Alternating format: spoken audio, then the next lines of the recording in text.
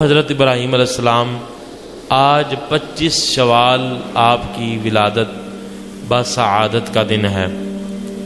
حضرت ابراہیم علیہ السلام آپ کا جو نام ہے وہ ابراہیم بن طارق بن ناخور، یہ آپ کا نام ہے۔ قرآن پاک کے اندر حضرت ابراہیم علیہ السلام کے والد کے نام سے آزر کے لفظ استعمال کیے گئے، اور کئی لوگ آج موجود ہیں دنیا کے اندر جو آزر کو حضرت ابراہیم علیہ السلام کا والد سمجھتے ہیں۔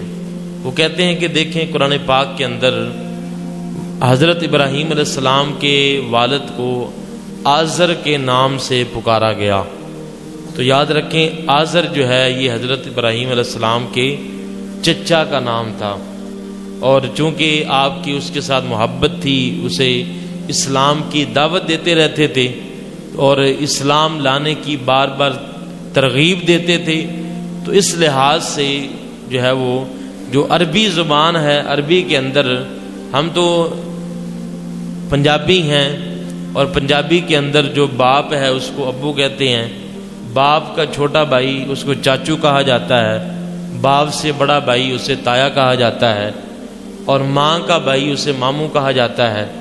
تو لیکن آج کل وہ بھی رشتے ختم ہیں، آج باپ کے علاوہ وہ ماں کی طرف سے رشتہ دار ہو یا باپ کی طرف سے رشتہ دار ہو، وہ سارے انکل ہی ہیں۔ یعنی بچوں کو یہ بہت کم پتہ ہوتا ہے کہ ان کا ہمارے ساتھ جو رشتہ ہے وہ کون سا ہے، بس کوئی بھی پوچھے یہ ہمارے انکل ہیں، چاچا بھی انکل، تایا بھی انکل، ماموں بھی انکل، ماموں کا بیٹا بھی انکل، جتنے بھی رشتے ہیں وہ سارے کے سارے انکل ہی ہیں۔ یعنی اس طرح آپ اس کو کہہ سکتے ہیں کہ گوبھی بھی آلو ہے، مٹر بھی آلو ہے، گاجر بھی آلو ہے، بینگن بھی آلو ہے، بس یہ سسٹم ہے۔ اور عربی کے اندر یاد رکھیں کہ باپ کے لیے باپ ابا کا لفظ استعمال ہوا، اور چاچا کے لیے بھی باپ کا لفظ استعمال ہوا۔ تو یہ قرآن پاک کے اندر فرمایا گیا کہ آزر، تو اس آزر سے مراد حضرت ابراہیم علیہ السلام کے چچا جان تھے، جن کو حضرت ابراہیم علیہ السلام اسلام کی دعوت دیتے رہتے تھے۔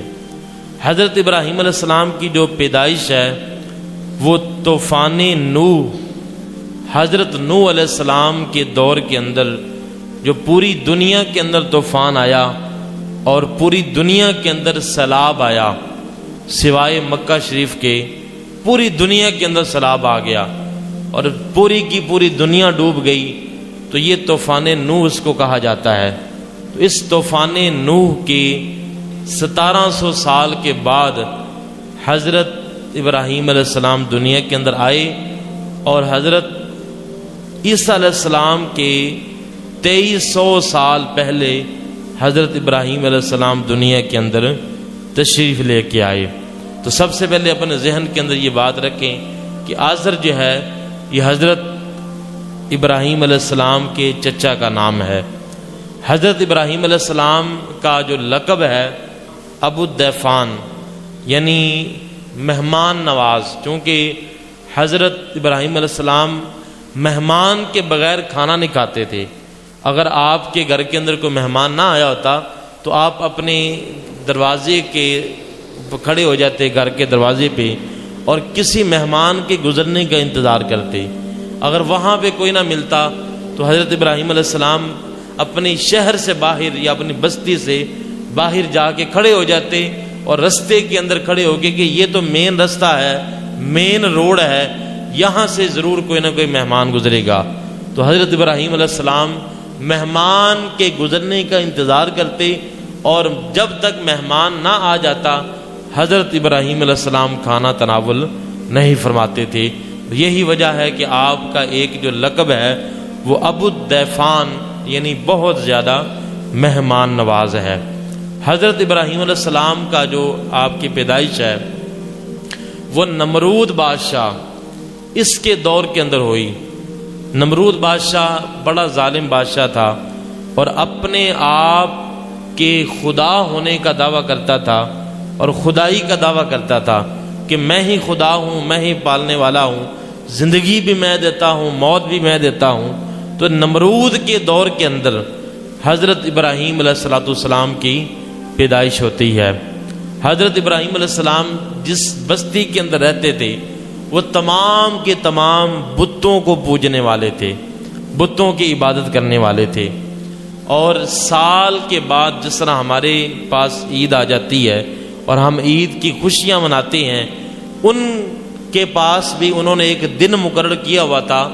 آپ کی جو قوم تھی، آپ کا جو قبیلہ تھا، تو ایک سال کے بعد ان کا ایک میلہ آتا تھا، اور اس میلے والے دن وہ جتنے بھی شہر کے لوگ تھے، وہاں کے رہنے والے، وہ اپنے شہر سے دور چلے جاتے جنگل کے اندر، وہاں پہ پھر طرح طرح کے کھانے بناتے، وہاں پہ گپ شپ لگاتے، سارا دن جو ہے وہ کھیلنے کودنے کے اندر لگا دیتے، خوشیاں منانے کے اندر گزار دیتے، اور شام کو واپس آ جاتے۔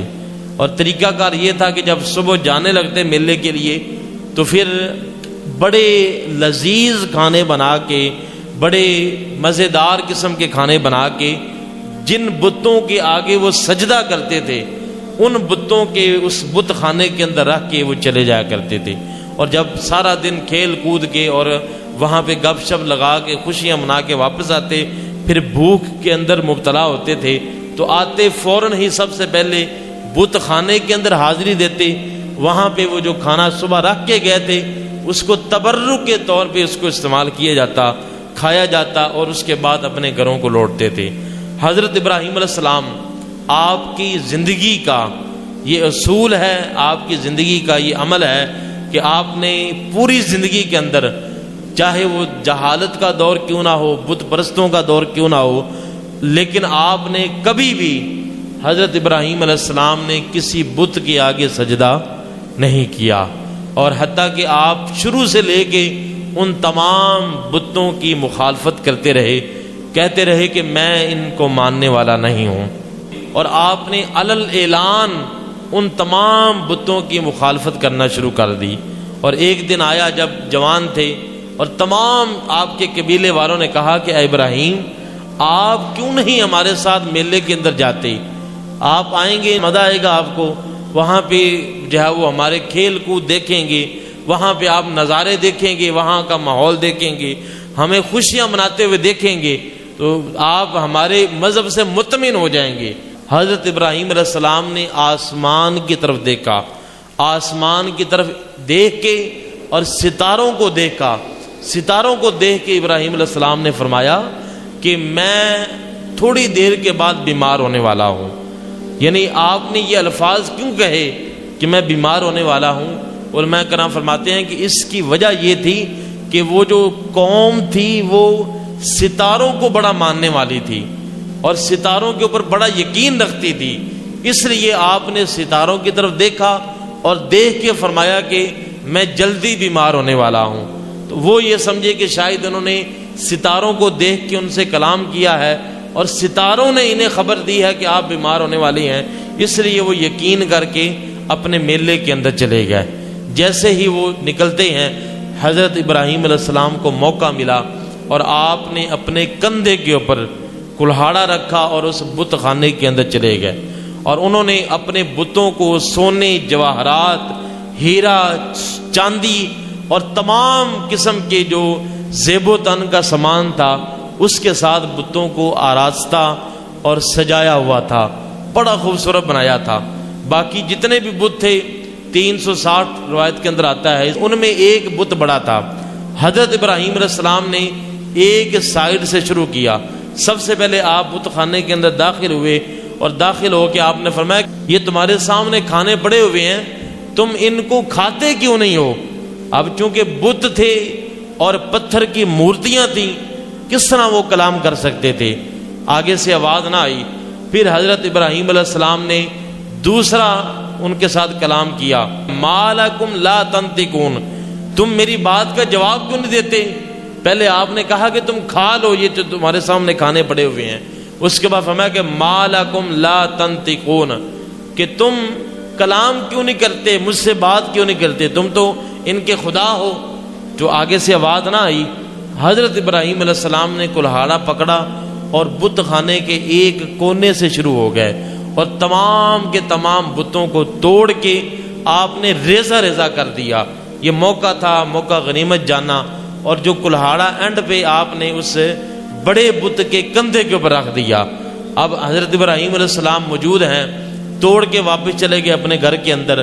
اب یہ لوگ تھکے ہارے واپس آتے ہیں، آ کے جب بت خانے کے اندر خوشی خوشی اس نیت سے داخل ہوتے ہیں کہ تبرک بڑا ہے اور آج جو ہے وہ کھانے کا مزہ آئے گا، کھانا کھانے کے لیے جیسے بت خانے کے اندر داخل ہوتے ہیں ان کے ہوش اڑے، پاؤں کے نیچے سے زمین جو ہے وہ نکلی، دن کے اندر تارے نظر آئے اور ان کے ہوش باختہ ہو گئے، اور وہ سمجھ نہیں آ رہے تھے کہ یہ ہوا کیا ہے ہمارے خداؤں کے ساتھ۔ فوراً ایک ہی آواز آئی، کہا کہ یہ ابراہیم علیہ السلام کا کام ہے۔ وہی ایک پوری بستی کے اندر ہیں کہ جو ان خداؤں کی برملا اور علل اعلان ان کی مخالفت کرتے ہیں، یہ ان بتوں کو توڑنے والا اور کوئی نہیں، ابراہیم علیہ السلام ہی ہو سکتے ہیں۔ حضرت ابراہیم علیہ السلام کو بلایا گیا، بلا کے آپ سے یہ کہا گیا کہ ان بتوں کو آپ نے توڑا ہے؟ حضرت ابراہیم علیہ السلام نے فرمایا کہ تم اس بڑے بت سے کیوں نہیں پوچھ لیتے جس کا یہ کام ہے، جس نے یہ توڑا ہے؟ یہ بڑے بت نے توڑے ہیں، میں نے تو نہیں توڑے، اس سے آپ پوچھیں۔ تو لہٰذا جب یہ بات کہی نا، اب ان کے عقل جو ہے وہ ٹھکانے کے اندر آئی۔ علماء کرام فرماتے ہیں کہ یہ ایک موقع ان کے پاس آیا تھا اور ان کے ذہن ٹوٹلی طور پہ تبدیل ہو چکے تھے، اسلام لانے کے قریب تھے، کیونکہ آپس میں گفتگو شروع ہو گئی۔ انہوں نے کہا کہ یہ تم کیسے خداؤں کو ماننے والے ہو؟ ابراہیم علیہ السلام نے فرمایا کہ جو خدا اپنی حفاظت نہیں کر سکتا وہ تمہاری حفاظت کیسے کرے گا؟ کیسے خداؤں کو ماننے والے ہو جو اپنے آپ کو نہیں بچا سکا؟ اور یہ جو تمہارا بڑا خدا یہاں پہ کھڑا ہوا ہے، اس کی ڈیوٹی تھی یہ باقیوں کی حفاظت کرتا، اس نے کیوں نہیں بچایا باقیوں کو، اور انہوں نے اپنے آپ کو کیوں نہیں بچایا؟ یہ بات ایسی تھی کہ انہوں نے ان کے دل کے اوپر دستک دی اور ان کو تھوڑی سی ہوش ٹھکانے کے اندر آئی، آپس کے اندر بات کرنے لگے کہ یار واقعی بات ٹھیک ہے، ہم ایسے ہی ان خداؤں کو پوچھتے رہے ہیں کہ جو نہ ہمیں بچا سکتے ہیں نہ اپنے آپ کو بچا سکتے ہیں، اور ہم ان خداؤں کے آگے دن رات آ کے اپنا جو ہے وہ ماتھا رکھ دیتے ہیں۔ یہ کلام تھا کہ جنہوں نے ان کے ذہنوں کو تازہ کر دیا، لیکن دوبارہ تھوڑی دیر کے بعد ایک ان کے ذہنوں کے اوپر دوبارہ کفر جو ہے وہ طاری ہوا، اور ان میں سے بندے بولنے شروع ہو گئے، کہتے ہیں نہیں جی وہ گل ٹھیک ہے، لیکن اے پوچھو کہ توڑیا کنے انہوں نے؟ بس وہ دوبارہ پھر اس بات کے اوپر آ گئے، اسی ہٹ درمی کے اوپر، ضد کے اوپر آ گئے، نہیں جی وہ ٹھیک ہے لیکن بتائیں کہ توڑا کس نے ہے؟ حضرت ابراہیم علیہ السلام نے کہا اس سے پوچھو کس نے توڑا ہے۔ علماء کرام فرماتے ہیں کہ اس کا یہ مطلب نہیں تھا ابراہیم علیہ السلام ڈر گئے تھے کہ میں نے نہیں توڑا۔ فرماتے ہیں کہ اس کا مطلب یہ ہے کہ جس طرح ایک بندہ کوئی کام کرے اور اسے کہا جائے کہ یار یہ والا کام آپ نے کیا ہے، آگے سے اس کو یہ کہا جائے نہیں تو کیتا ہے، آپ مجھے بتائیں کہ میں یہاں پہ صفائی کر رہا ہوں اور کوئی آ کے کہے کہ کار صاحب یہ صفائی آپ نے کی ہے، میں کہوں نہیں جی تسی کیتی جناب، یعنی وہ بندہ یہ ایسا جواب ہے، اگلے بندے کو جواب بھی مل جائے گا اور اس کے اندر اس کی جو ہے وہ ذہن کو بھی تازہ ہو جائے گا، اور کہتے ہیں عام روٹین کے اندر کہیں تو اس کی عقل بھی ٹھکانے آ جائے گی۔ جب کسی کو چپ کرانا ہو، ذلیل کرنا ہو، پھر آگے سے یہ الفاظ بولے جاتے ہیں نہیں جناب تسی کیتا ہے، اسی تو کچھ نہیں کیتا، یہ الفاظ بولے جاتے ہیں۔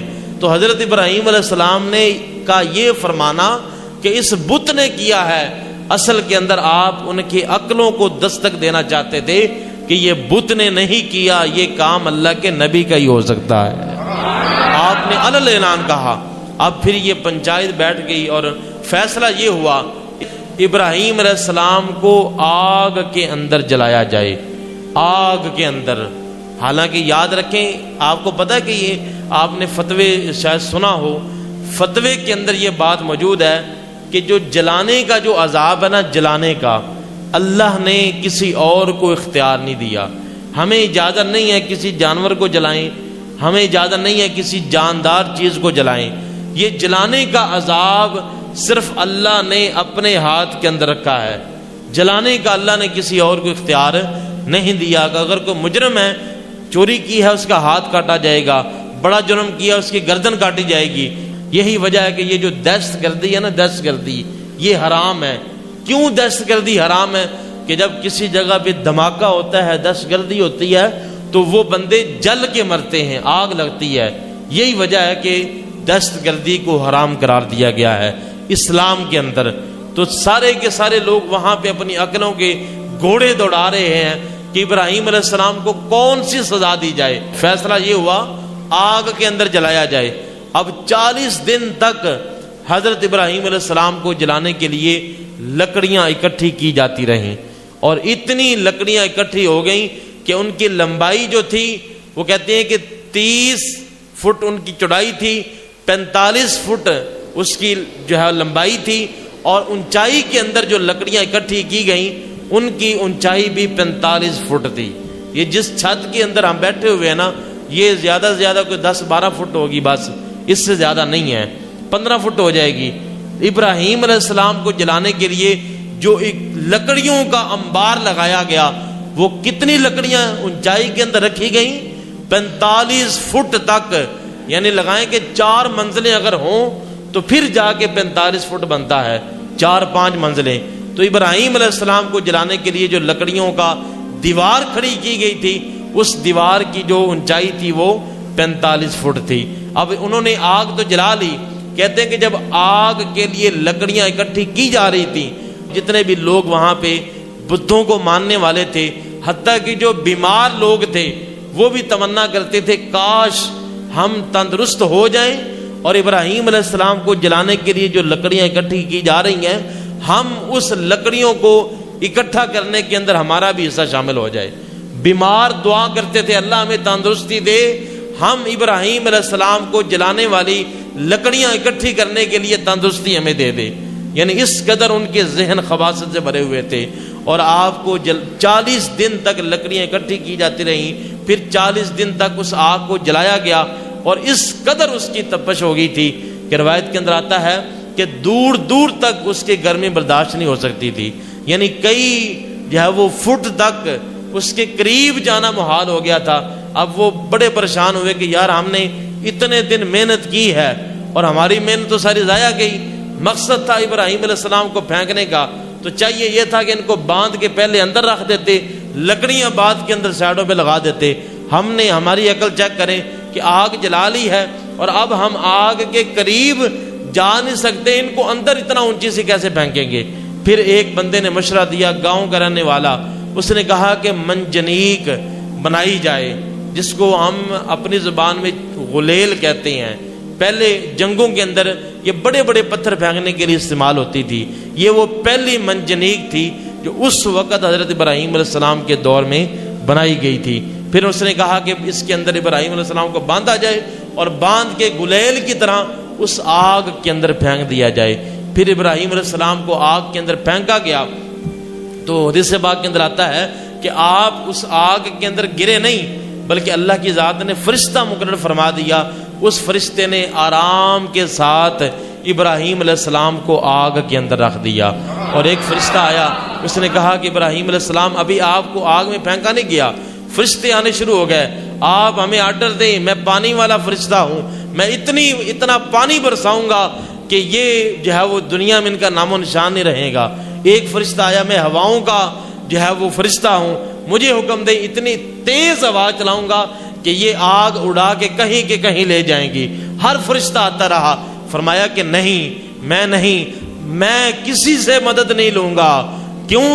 جو رب مجھے مشکل میں ڈالنا جانتا ہے وہ بچانا بھی جانتا ہے، وہ مجھے بچانا بھی جانتا ہے۔ میں رب اگر رب مجھے اس حال میں رکھنے پر راضی ہے، اس کی اگر رضا اس کی اس میں ہے، تو پھر میں بھی اللہ کی رضا کے اندر راضی ہوں۔ ابراہیم علیہ السلام روایت کے اندر آتا ہے 40 یا 50 دن تک آگ کے اندر رہے۔ اللہ نے حکم دیا، کل نا یا نارو کونی بردم و سلاما، اے آگ میں رب تمہیں حکم دیتا ہوں ابراہیم علیہ السلام کے لیے ٹھنڈی ہو جا۔ اللہ نے حکم دیا۔ حدیث پاک کے اندر آتا ہے، قرآن گواہ ہے کہ آگ لوگوں کی نظر میں جل رہی تھی، بادلوں تک اس کی تپش پہنچ گئی تھی کہ پرندے اس آگ کے اوپر سے نہیں گزر سکتے تھے، اتنی اونچائی کے اندر اس کی تپش پہنچ گئی تھی، لیکن لوگوں کی نظر میں جل رہی تھی، لیکن ابراہیم علیہ السلام کے لیے وہ آگ وہ پھولوں والا اور پھلوں والا باغ بن چکی تھی۔ نمرود اپنے محل کے اوپر چڑھ کے دیکھتا ہے، کہا کہ لوگ سمجھ رہے ہیں ابراہیم علیہ السلام آگ کے اندر ہیں، لیکن نمرود نے دیکھا ابراہیم علیہ السلام تو باغ کے اندر بیٹھے ہوئے ہیں، ابراہیم علیہ السلام باغ کے اندر بیٹھے ہوئے ہیں، ساتھ فرشتہ بیٹھا ہوا ہے جس کی شکل بالکل ابراہیم علیہ السلام سے ملتی ہے۔ نمرود نے دور سے آواز دی، کہا ابراہیم علیہ السلام کیا آپ اس آگ سے نکل سکتے ہیں؟ ابراہیم علیہ السلام نے کہا کیوں نہیں، میں اس آگ سے نکل سکتا ہوں۔ کہا کہ پھر نکل کے دکھاؤ۔ ابراہیم علیہ السلام اٹھے، آگ سے نکل کے باہر آ گئے۔ لوگ جو نزدیک جانے سے جن کے جسم جو ہے وہ جھلسنے لگے تھے اور اس کی تپش برداشت نہیں کر سکتے تھے، ابراہیم علیہ السلام اٹھے اور آگ سے باہر آ گئے، پھر دوبارہ اپنی جگہ پہ جا کے بیٹھ گئے۔ فرمایا کہ رب کا حکم ہوگا تو پھر ہی میں پکا پکا باہر آؤں گا۔ تو یہ وہ موقع تھا کہ نمرود ایمان لانے کے لیے بالکل جو ہے وہ کہتے ہیں کہ اس کے کنارے پر تھا۔ اس نے ابراہیم علیہ السلام سے کہا میں نے آج رب کا نظارہ دیکھ لیا ہے، آج میں نے منت مانگی ہے کہ میں آپ کی محبت کے اندر 4000، ایک روایت کے مطابق 40,000 گائیں جو ہیں میں اللہ کی راہ میں قربان کر دوں گا۔ ابراہیم علیہ السلام نے کہا کہ تیری ایک گائے بھی اللہ کی بارگاہ کے اندر قبول نہیں ہے، کب تک؟ جب تک جو ہے وہ تو ایمان نہیں لے کے آ جاتا، اللہ تیری کوئی جو ہے قربانی قبول نہیں کرے گا۔ پھر حضرت ابراہیم علیہ السلام آگ سے باہر آئے اور کہتے ہیں کہ لوگوں نے کہا ابراہیم علیہ السلام نے آگ کے اوپر جادو کر دیا تھا، جس کی وجہ سے یہ آگ یہ ٹھنڈی ہو چکی ہے اور اس لیے آگ نے جلایا نہیں۔ تجربے کے طور پہ انہوں نے ایک بوڑھی اماں کو اٹھا کے آگ کے اندر پھینک دیا کہ یہ آگ واقعی ان کا معجزہ ہے جو نہیں جلا سکی، یا کیا وجہ بنی ہے؟ جیسے ہی اس بوڑھی خاتون کو، ضعیف کو آگ کے اندر پھینکا گیا، اس نے چند سیکنڈ کے اندر ہی اس بوڑھی خاتون کو جلا کے راکھ کر دیا۔ تو یہ اللہ کے نبی ہیں حضرت ابراہیم علیہ السلام۔ آج 25 شوال حضرت ابراہیم علیہ السلام کی پیدائش کا دن ہے۔ اللہ تعالیٰ کی ذات ان کے صدقے سے ہماری کامل بخشش فرمائے۔ وما علینا الا البلاغ المبین۔